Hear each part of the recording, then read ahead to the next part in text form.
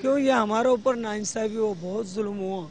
और पुलिस थाने पे गए, थाने वालों ने रिपोर्ट कल लिखा और पूछताछ करके जिना अस्पताल गया, जिना अस्पताल पे कोई काम नहीं हुआ।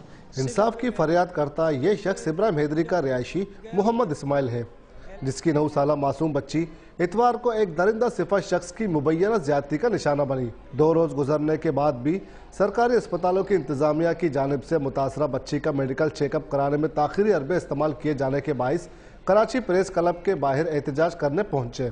इनका कहना था कि पुलिस ने मुलजिम को तो गिरफ्तार कर लिया है, लेकिन 2 रोज गुजरने के बाद भी ये अस्पतालों के धक्के खाने पर मजबूर है।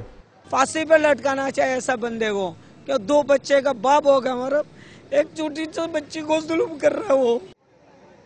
बच्ची की वालिदा का कहना है कि बच्ची का इलाज भी नहीं किया जा रहा। अभी बच्चा का इलाज भी नहीं कर रहा कोई अस्पताल में। भाई हमें नहीं इंसाफ चाहिए। अपनी पूल सी बच्ची के साथ होने वाली ज्यादती से इन पर कयामत तो टूट ही पड़ी है, लेकिन इंसाफ के लिए इन्हें मजीद दुश्वारियों का सामना है।